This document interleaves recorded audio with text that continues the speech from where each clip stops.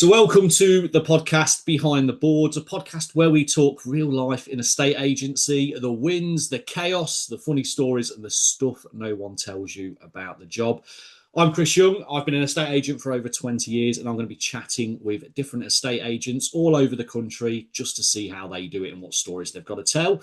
And today I'm joined by a very good friend, Adam Purnell of Adam Purnell Hinckley Estate Agents. So, how are you doing, Adam? Yeah, good. Thank you, Chris. Are you? Yeah, very good. How's your day been so far? Yeah, hectic. Lots going on, which is always good. Good. What? Plenty of valuations, plenty of viewings.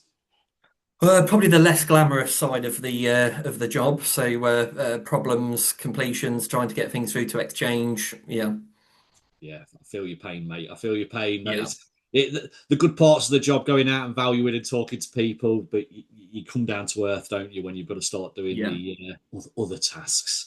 So anyway, thank you for coming on the podcast, Adam. And a few questions I want to ask you. We've got half an hour to get through it and have a chat. And the first one is, how did it start for you? So by chance, really, originally I wanted to get into banking. Banking. Okay. Banking, yeah. So applied at lots of different places. I thought moving forward, maybe get into mortgages and things like that. So again, very much kind of house related, but my parents were actually looking to sell their house and they had an estate agent out to value, and I sat in on the meeting and I thought, well, actually, I quite like the idea of that. So had a couple of rejections from interviews in banking, so I ended up then applying for estate agents, and yeah, got a job at 18. Yeah. Um, so yeah, just over 20 years ago now, I started. So, what did you think it was going to be like before you started? Did you expect it to be a bit like selling Sunset or anything like that? Or Well, 20 years ago, there weren't really any of those kind of programs, really. true, I think true. it was probably more Phil Spencer and Channel 4, Yeah. which was probably less glamorous. Um, but yeah, I don't think it started out that glamorous, but it was very much sharp suits, yeah, looking like a typical estate agent, basically. So where did you get your first suit from? From Next. Next. I think most estate agents when they started got their suit from Next. I remember getting my first suit from Next, and to be honest, I probably had about two or three from there over the time. So Yeah, and yeah, they evolved into going from two piece to three piece, and yeah, yeah, I've been through all them trends as well. And here I am now with a t-shirt and a hoodie. yeah. How things change. How things change. So when you first started into a state agency, then what was your first roles? What did you do? So mainly it was a bit of everything. I made a lot of tea. Um, yeah, but I was shadowing an older agent who was probably close to retirement age, actually. And these were the days where you could kind of smoke out. So we'd go out in his car. He'd kind of show me how he did viewings, but I'd end up coming back absolutely stinking of cigarette smoke. And I'd get home and my parents would be like, "Oh, what have you been doing today?" And a lot of the day I was secondhand smoking. But the I realised early on that I did really like kind of what was going on, meeting people out, showing them round. That then evolved into me kind of taking on the photography role of the estate agency as well. So and I really like that aspect, and I think that's translated into kind of what I do today with photography as well, and the quality of marketing we put out there, because I've always kind of had an eye for it. Yeah, I've seen a lot of your properties. Obviously, we're friends. We talk a lot about marketing and stuff, and I've got to say the photography is good, and the videos and whatnot. I do think it goes a long way, and I suppose that's not just winning. That's not just for selling the property, is it? It's for winning business as well. It makes your company stand out a little bit more than just the norm. Yeah, absolutely. So good stuff. So can you remember your first viewing and how it went? Does anything stick in your mind about your first viewing? Um, One of my first viewings sticks in my mind, Yeah. which is quite a funny story. As Okay. a young 18-year-old lad, it was quite an embarrassing moment for me as well. But Let's hear it. um, we were going to an empty property. It was first thing on a Saturday morning at 9 o'clock. The viewers were early, as I was early as well, expecting to go into an empty property, open the front door, which kind of looked straight through to the kitchen, and there was a naked man standing washing up. Um, so he came running past, ran upstairs, and it was his mum's property who had unfortunately passed away, and he drove over Well, from I'm not Wales. laughing at that. No, he drove over from Wales the night before to come and cut the lawns. And I would say, I mean, it was before the days of systems of the emails automatically going out for viewing, so people knew what was going on and things like that. So he wasn't expecting us, and we weren't expecting him, and it was a bit of a shock for both of us, I think. Oh, I bet that's changed how you knock on doors now. I take it you don't walk in now, or you at least shout. Yeah, even if they're empty now, it's a quick little knock just to make sure that there's nobody there and that they're aware you're coming in, really. Yeah, I'm always scared I'm going to walk into someone still in bed or something like that. So I'm very much, even if it's an empty house, I always shout as soon as I walk in. I'll say, "It's Chris, the Yes. estate agent." Just Yeah. I hate that would happen to me, and well, I'm sure there's many other funny stories, but yeah, I do like that one. I do like that one. Did you sell the house Yeah. though? It did sell eventually, yes. Yeah. I can't remember if it was to them I was or about to say not, with but the naked man. yes, yeah. So I had to say, well, do you mind just waiting outside a second while the seller gets some clothes on? Brilliant, love that, love that. So thank you for those stories. Because I think we need to bring a bit of a human element to it. Because I think we try and be professional. Well, we are professional, even though the industry is not looked that way. And these things do happen, don't they? These weird stories, and at the They end of the day, do. we're dealing with the general public. So Yeah. And yes, I think if you speak to most estate agents that have done it for a long time, they could probably write a book on yeah. funny things that have happened over the years, or even just weird things that have happened. Maybe that's something we really need to do. Write a book Yes. about funny stories in a Yeah. state agency. So I love that. I love that. So you've been an estate agent now for a long time. We'll move on to the useful stuff, shall we say? Because people who are going to be listening to this are going to be agents. They're going to be new agents. They're going to be seasoned agents. But one thing I want to know, if you were selling your own house tomorrow, what Yeah. would you do first to get the best price? I would make sure it's ready for sale. Um, we get asked that question a lot when we go out to appointments. What do you think I should do anything before it goes on the market? And I think over the years, agents have probably not wanted that awkward conversation, so they've maybe just said, "Oh no, it's fine." But the presentation ready for the marketing, I think, is really key to attracting the most amount of interest. So Yeah. those little jobs that you walk by every day thinking, "Oh, shall I do that? Shall I not?" I think when it comes to selling, they need to be done. Do you think you've learned that because of being an agent and how people react? Because I still go to properties now where I still see things and they want to put their property on today. And it's not an awkward conversation. I will still have that conversation with them. But I think sometimes people are put out by it. I don't know about Yeah, yourself. I think it's really getting permission from them, isn't it, to be open. And if they're asking the question, then you've got to be honest with them back. At the end of the day, we're there to help them get the very best price for their home. Yeah. So if we're not telling them these little things, we're not helping them to do that. Yeah. And in answer to your question, yes, I think it does come from recognizing what viewers pick up on, and then also when they're making an offer, their excuses for making a lower offer. And they tend to be those little things which in reality probably don't cost a huge amount to sort out, but they're then trying to knock £5,000, £10,000 off. Yeah. I use that a lot in conversations I have with vendors as well. I use very much that scenario, saying it may be a small thing to you, but it could be 5, 10 grand. You know, how many Yeah. times do you go into a kitchen that needs doing, for example? I'm not saying you need to change a kitchen, but people walk in and go, well, there's 20 grand, 25 grand I've got to spend straight away. And you're like, Yeah. oh, you professional kitchen fitter, are you? You know, Yeah. it's so yeah, it's something I use as well. So take it away from how someone should present their own home then.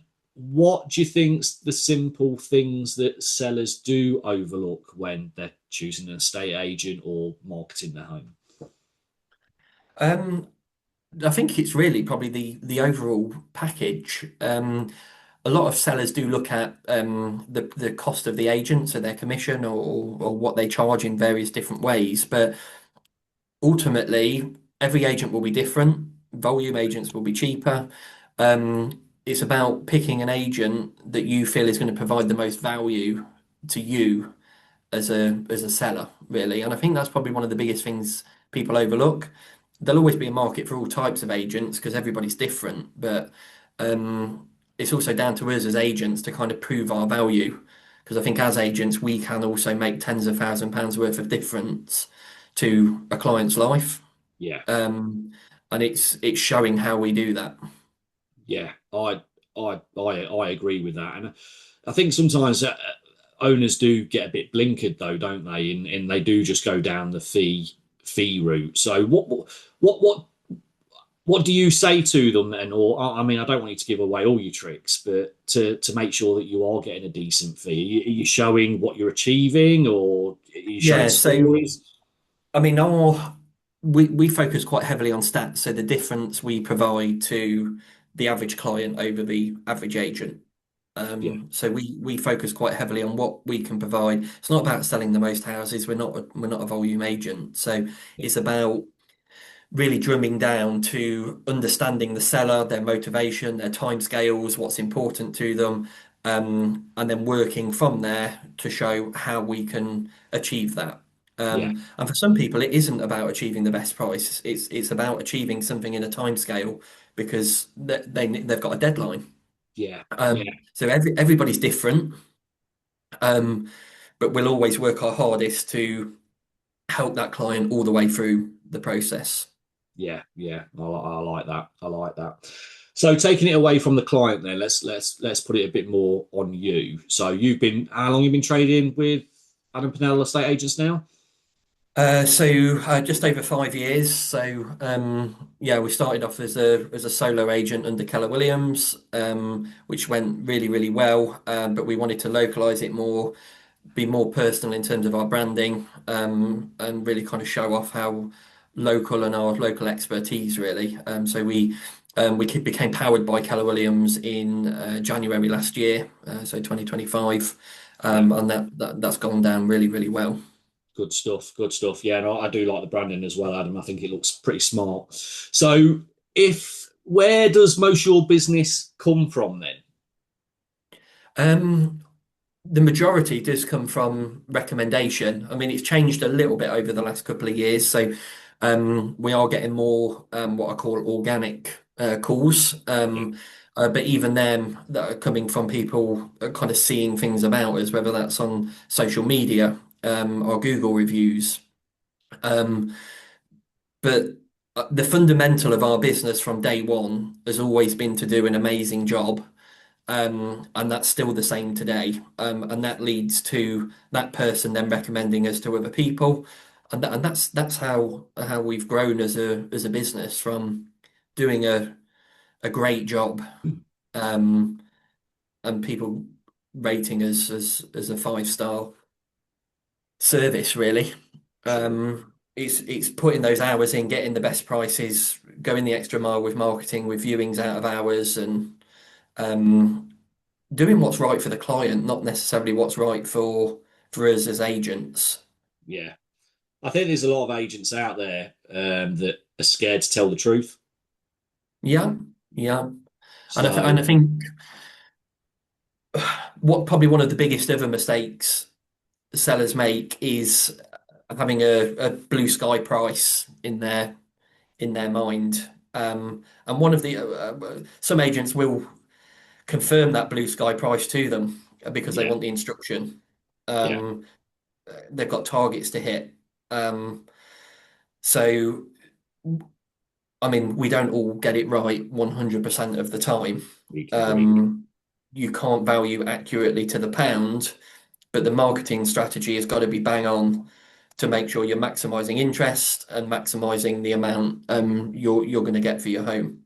Yeah, and that's what's going to win you more business, right? When people are going to Yeah. see you selling homes, seeing what you get there, I can see why your business is coming a bit more organically. So I do like that. So if you were starting today, then because obviously we speak to a lot of new agents, and let's be honest, the self-employed world, we do have a lot of churn and people who think business is just going to come to them, which I think is a bit of a red flag. There is a lot of hard work. So if you was to start today, no one knew who you are in a different location, what would you do to start generating business? Um, I keep it very much the same as probably what I did before. You've got to do the basics right. You're not going to get wins you're not going to win at estate agency in 6 months. You've got to play the long game. It's going to take 2, 3, 4 years to start building that reputation.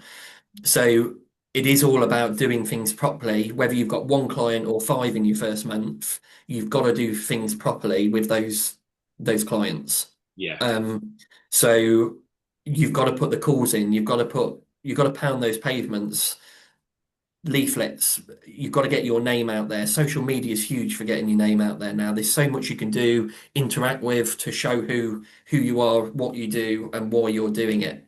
yeah, Um, and fundamentally, if people don't know who you are, you're not gonna get a call, and you're not gonna be going through front doors. yeah.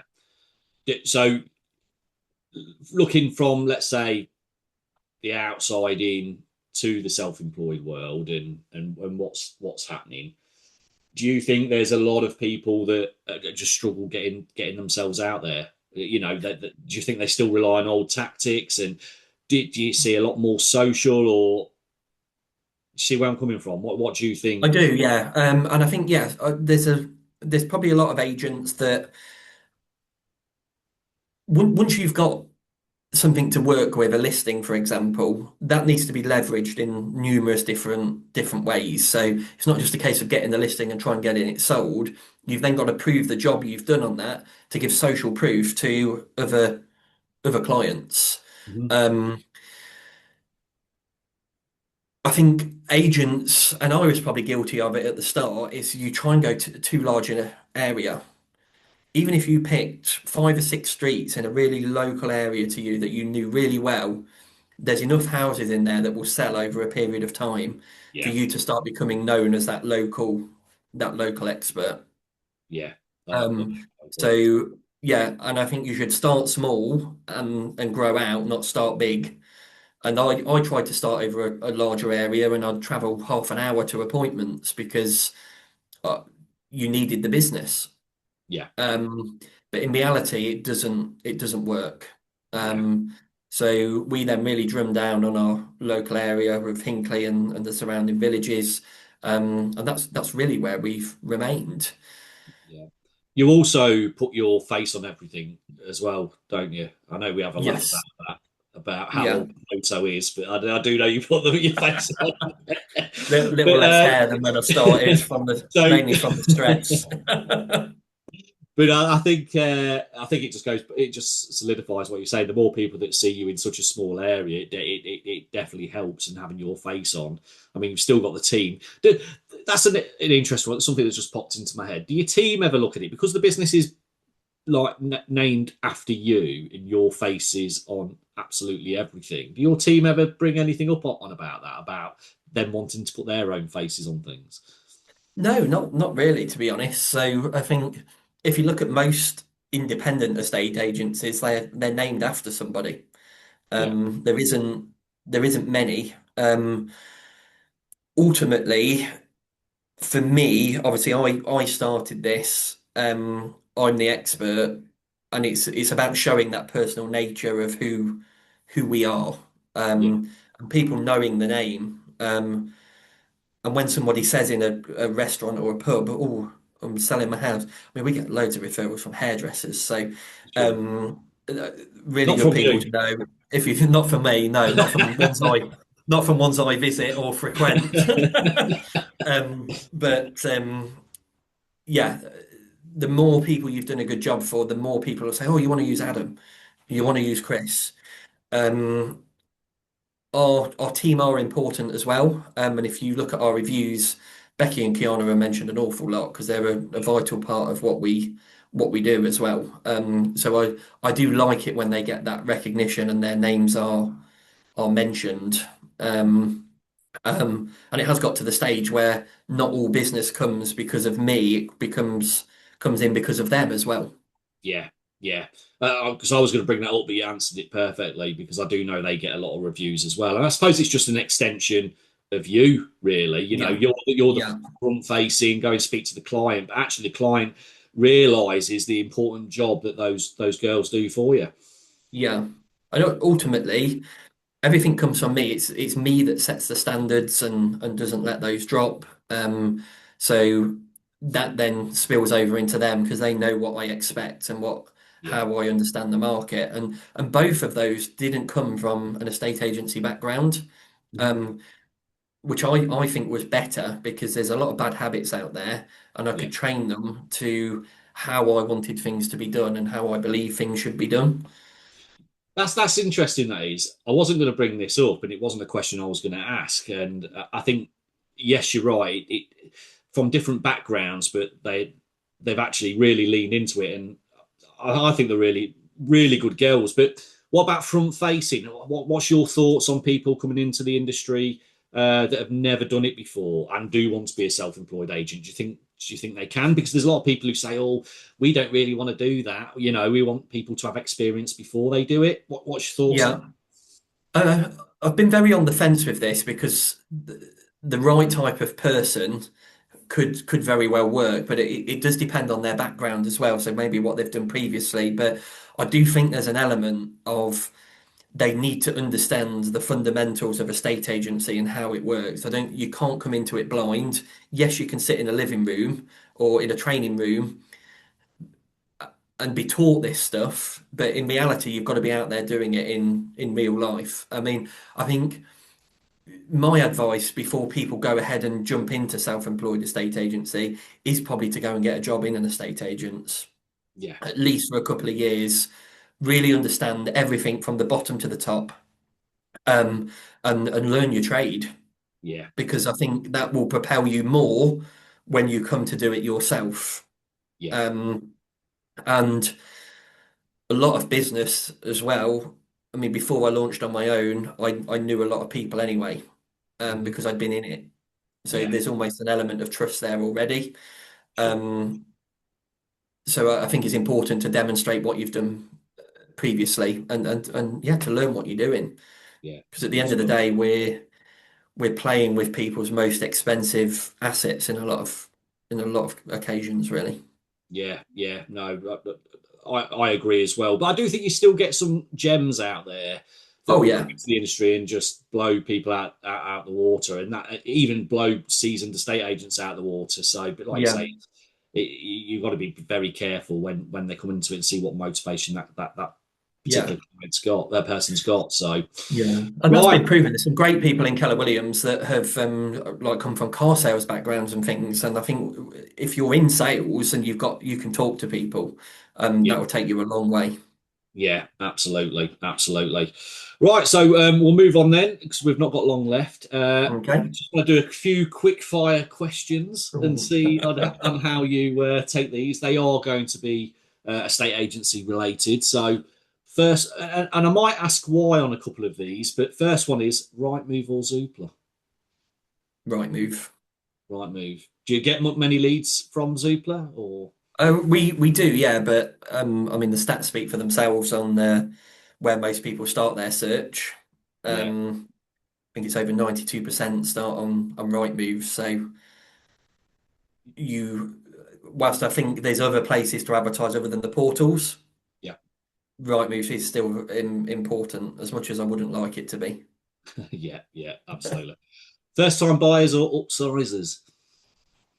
Um, First time buyers, Price high then reduce or price right from day one? price right from day one.